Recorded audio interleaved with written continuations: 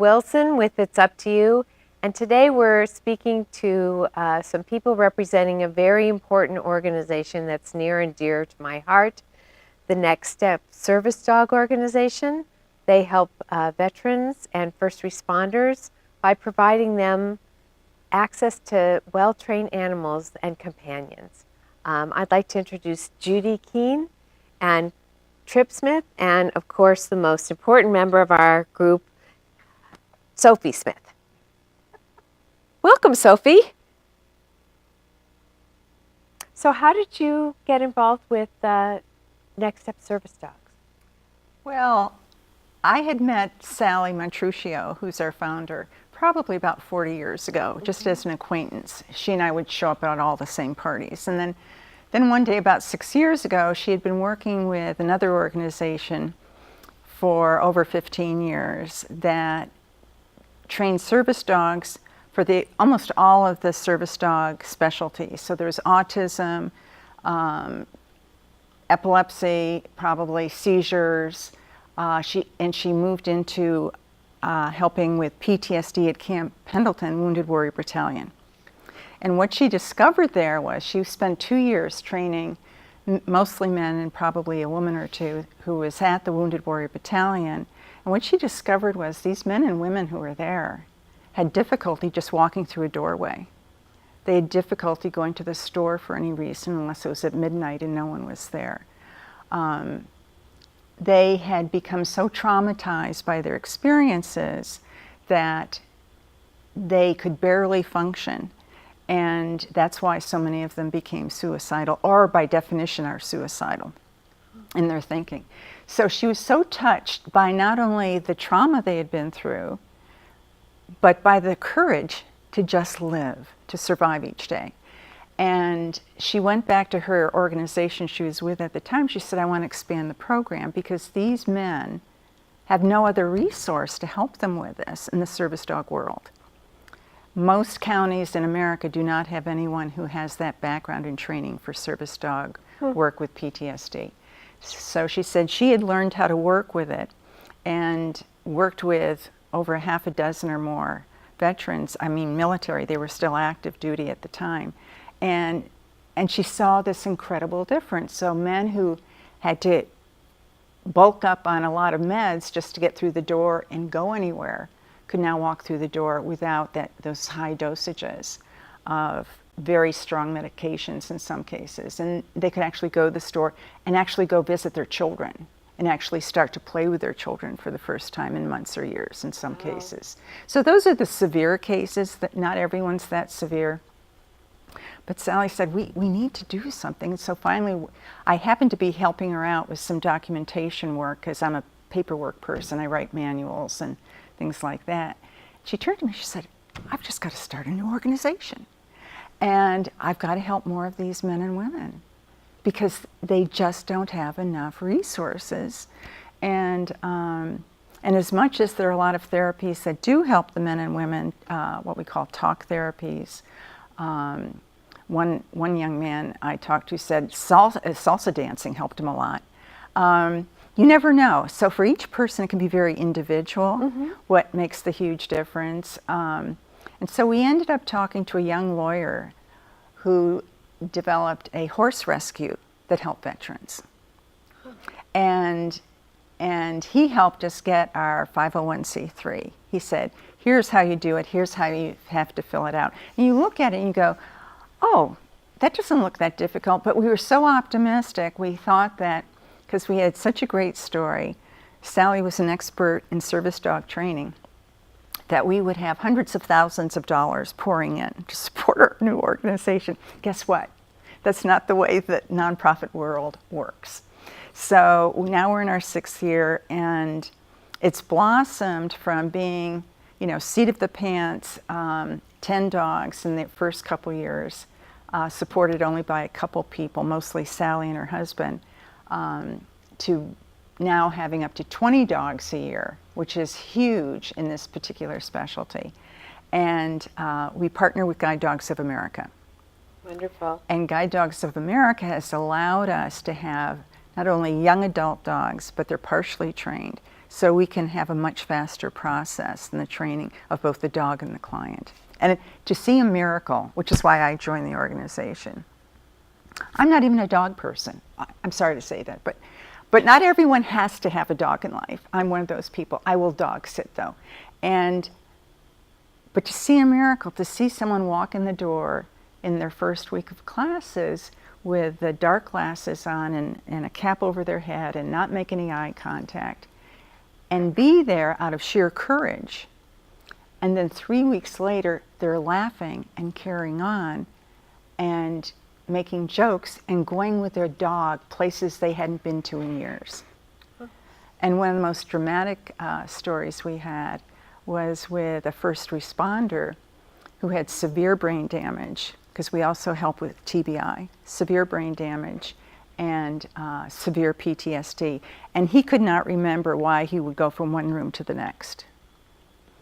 And I said to Sally, how can we help this person? He has no recall. He has no short-term memory at all, according to his wife. And Sally goes, we'll take it on anyway. Let's just try it. 4 months later, not only could he remember why he went from room to room, but he was taking his dog and they were jumping in the car and they were going hiking together. They were going to the store together. Amazing. They hadn't been anywhere in 4 years. He had had 17 surgeries, died almost 4 times because of the severe injury to his brain. And this dog triggered a healing process that no one would have ever guessed. Wow. So to have the potential of having a healing process, I think, is huge, huge. And to just see it almost every week with different men and women. And it's just as difficult and tough for the women. Wow. So that's why we're there. Trip, how did you meet Sophie? Sophie was purchased for my son when we were stationed in North Carolina as a companion pup. And then she came home with us. She fell in love From the military. Yeah, she came home with us. And then when I got out of the Marine Corps and suggested to get a service animal after like 3 years of being out, me and Sophie walked in the next step, and then we've pretty much been side by side ever since. You know, she's been there since day one. So why do people suggest, what are the reasons why someone would suggest a military veteran or a first responder get a service dog? There's multiple reasons. You can have I have some friends that are double amputees from the knee down, who might need a service dog because they can't get to their legs or they can't get to their wheelchair, and service dogs can be trained to go get their legs or go get a leash or go get help. They can do just wonderful things for veterans who, like that first responder Judy was talking about, who have TBI issues, who can't remember to take their meds, who have no significant other living with them, so they have a companion for the rest of their life. There's other service members like myself who, PTSD or like I have no feeling below the knee on my right leg, so I lose balance. So when I do, lose my balance, Sophie's there to brace, and she helps me get back up, or out of chairs, or upstairs. So there's multiple reasons why a veteran could be suggested to get a service dog. It's just getting that veteran to find the motivation to go find somewhere to get a service dog. So how does the VA refer them to? The VA did not refer Sophie to me. I have through the choice program through the VA, I see an outside provider who suggested I get a service dog or start looking for one. But more recently, I don't work with them, but I do rec therapy through the VA, which they actually carry the next step, number and flyer on the back of their brochure. So the VA does know about Next Step Service Dog here in the San Diego area, but it depends on which VA you go to, really, if they suggest a service dog or not. And then, so you met Sophie. She came into your life, and then you took her to the next step. And then, what was the training process like? So Sophie, she was queen of the house. My wife would not like to hear that, but she was the queen of the house. She did whatever she wanted. when I went to Next Step with her, they had to do a temperament test, and that was number one, because she was not a formally trained dog. Mm-hmm. So they needed to make sure that she could go out in public and not growl or bark or get skittish around things, or she would listen to commands at least. And they did the temperament test, and I had filled out a pre-application online. Mm-hmm. I was asked, to do a 150 donation, which actually comes back to me through training, food, leashes, toys. So it was really like I didn't pay for anything. Mm-hmm. And it went from a Sophie doing whatever she wanted to do to, Sophie slowly making those steps to becoming a service dog. And then as a veteran who had nothing else to do, when you see your dog go from ground zero up to, oh my God, she sat and listened for the first time, Wow. is just like, you feel so accomplished. It's better than children. Yeah, when my son used the bathroom for the first time, I was like, oh yeah, I do that too. But with Sophie, it was a little different because I knew that she would help me in the long run. Right, right. To make those steps forward. Yeah. And now she's perfectly well behaved and an important member of your family. Mm-hmm.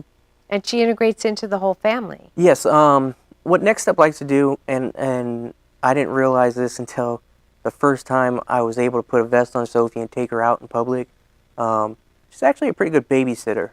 My son wants to walk her, but obviously can't, so we have a handle on her vest, which most vests at Next Step do.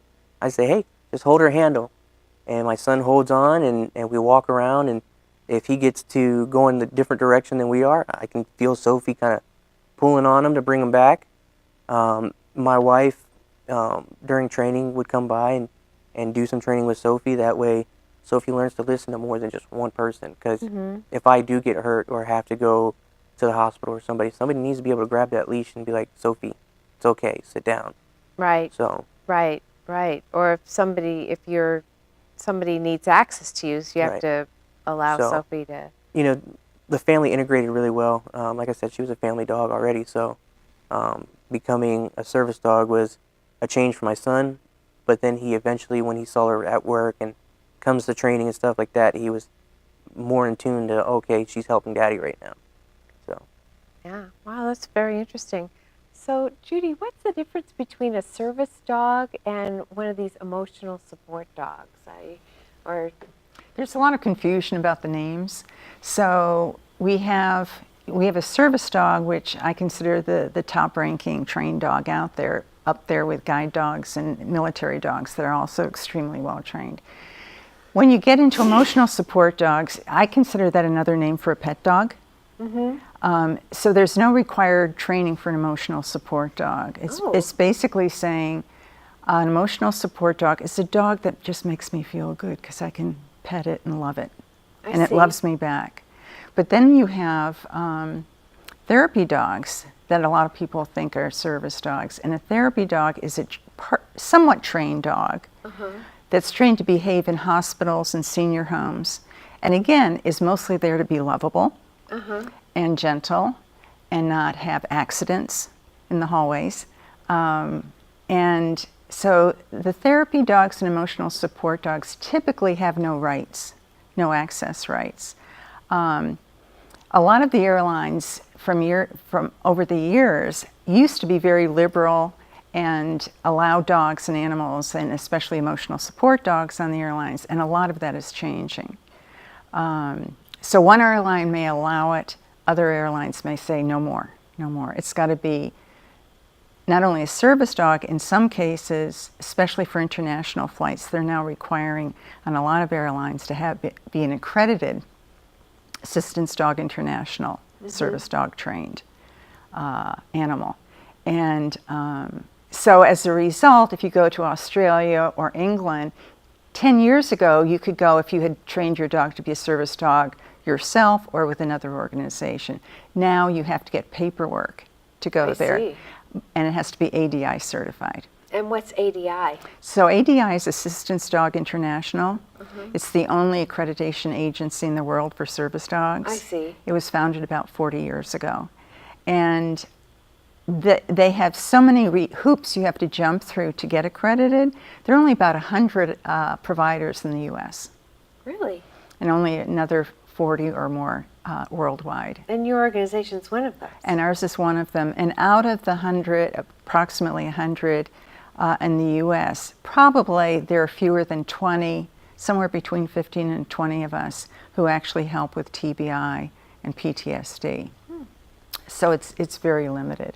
But people who, someone once asked me at a presentation, how can I tell if it's a service dog or just a pet dog? And I said, if it acts badly, you know, it's not a service dog, or it is disqualified as a service dog. And so the fake service dogs out there, which has created a bigger and bigger problem, especially for the VA and the military bases, is that when you have the fake service dogs, and there's such a sense of entitlement. I love my dog. It's a great dog. It gives me comfort. It should go everywhere with me. The fact that it barks, bites, jumps on people, or creates havoc in terms of hygiene and little potty issues, creates a problem for people who have valid service dogs. Wow, I didn't know that. So if they're not certified, people can claim that they're service dogs, and people can sell people dogs that they may claim are service Correct. dogs, which aren't. And No. then, you know, that's taking advantage of people who, especially veterans who are in need of one, may end up with a relationship they don't Well, really... it creates havoc just in some normal living situation. So if a veteran has a service dog and goes to try to rent a home, Right. they'll say no dogs, because oftentimes they've had a bad experience with a fake service dog that chewed up all the molding. Right.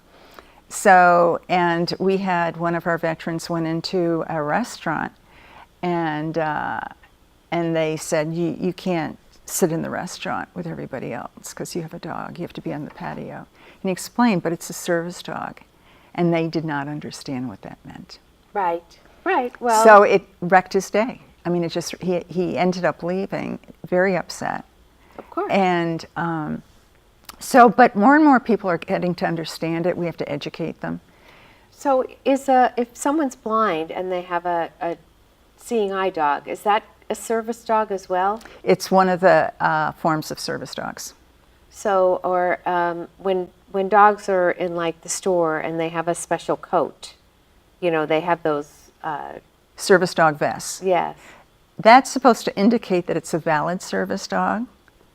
But if it's sitting in a cart, typically that is not a real service dog. Now it might be, let's say if it's for a diabetic, because that's another form of service dogs. But in most cases, people just like having their dog with them. I see. So they buy a vest and... You can get the vests online. You can actually buy a whole kit that gives you a vest and a card that says it's a service dog, and other pieces of identification. So it's sort of like a consumer protection, because if people are creating this false sense of who these dogs are, then it not only they're taking advantage of a situation, and then that dog can cause harm to others, because, as you say, it may not be trained to not bite. Right. It may not be trained to not jump on people. Someone who's older or frail, if that dog jumps on them, they could be in trouble. So the key thing now is to, if you're interested in a service dog, is to work with an organization that is accredited. And Ideally, but if not, at least follows the rules. Because there are so many places in the U.S. that have almost no service dog organizations of any kind. Mm-hmm. So if they can get a good trainer who understands what it means to have a service dog, I would say I'd rather give a person a service dog that's been trained, even if it's imperfect. Mm-hmm. Let them have a dog to truly help them in their life. I see. Well, that's, but then... But ideally, it would be an accredited provider, but there's so few of them. Right. But then, where is the line between, like in your life, I mean, you had a dog. It was certainly emotionally supportive. It was loving, but it didn't provide you what you needed in terms of taking care of you. So, so getting Sophie trained was the key to giving you a certain amount of freedom. Right. So with that, I mean, in my opinion, the training for Sophie goes above and beyond because she has to be, I'm 31 years old and my body feels like it's 61. So as I progress in my life, things might change. Where Sophie has picked up on um, a lot of different things that have changed within the last year. I'm starting to lose peripheral vision in my right eye. Sophie stays on my right side. She's not a seeing eye dog by any means, so I don't want to take that away from the seeing eye dog community. But she does watch my right. So if I'm walking up on a wall that has a door or has a corner, Sophie will move up a little bit and look right on that corner. If she doesn't bring her head back, then I know somebody's there. If she brings her head back and keeps walking, then I know I'm good to keep walking. You're good to go. She keeps me from bouncing off of walls. Due to a TBI, I have balance issues. So I could be walking through a door and just smack right into it because, one, I can't see it, and two, I might be off balance a little bit, where Sophie's on my right side or on the left and keeps me from hitting things and falling over. So when we talk about service dogs needing accreditation, it's awesome to have that accreditation. But I have buddies who live in, Paris, Tennessee, where there is the closest accreditation is, I believe, close to Virginia and the North Carolina border. Really? So you have to look at it as, is it okay for him to have to drive there and not even become bonded with a dog? Right. To where he takes it home and it acts like a bad dog because they didn't bond? Right. Or would you rather him have a service dog that is formally trained, that is good to the level of a service dog but, isn't accredited? I mean, in my opinion, I'm all for it. It's the ones that give service dogs a bad name by going into a store and peeing, and then going into a restaurant and taking food off of a table, or barking at other service dogs in an airport, because if you don't know what a service dog is and you look at that dog and then you look at Sophie and you're like, that dog's probably going to do it too because it's wearing a vest. That 1% out of all the dogs get a bad name because of that 1% of Right. It sounds like there should be some kind of balancing test, Yes. though, because you need to ensure safety, and you need to ensure that the dogs are going to behave Right. properly, and if you do that by properly training someone, that would certainly satisfy those requirements. Like I know Next Step, because I did get my dog from there and I helped out a little bit afterwards. They find people that are getting service dogs trained, and this person might visit San Diego and they say, hey, why don't you bring your dog by? We'll work with you while you're here. If you pass the test that certifies your dog as a certified dog, sometimes they'll do it. It just depends on the situation. Right, right. Where Next Step is expanded as well. Like Judy knows all the places that they've expanded to, and I know we have somebody in Florida that does it, and stuff like that. I mean, that opens the doors for veterans to get out of their home. Right, training the trainers. Exactly. And it provides an opportunity for veterans who've been through the program, like you, to act as trainers for other people that are going through the program. And that must be pretty satisfying, working with other people. I mean, when you're in the military, you have that brother mentality, the brother-sister mentality. I'll look out for you, you look out for me. And then when you get out, sometimes you lose it. You move back home, or you get stuck in your home and you don't have nobody looking out for you. And then when you get into a program like this or other programs where you help somebody else out, you're back in that mentality of, okay, I'm going to help you out as best as I can. I got you, you got me, and we'll work together to make sure this happens. That team bonding comes back together. So it gives you a purpose. Right, and that's really important. Plus, it gives, for people that are injured and coping with life outside the military, whether it's a brain injury or a physical injury, it gives them a certain sense of security and access to the world that they might not be able to access. Right. Like Judy said at the beginning, when I first started at Next Step, I was the typical in the back of the corner, I don't really want to talk to anybody. I really don't want to do anything. I'll train for a couple minutes, but I'm going home after that.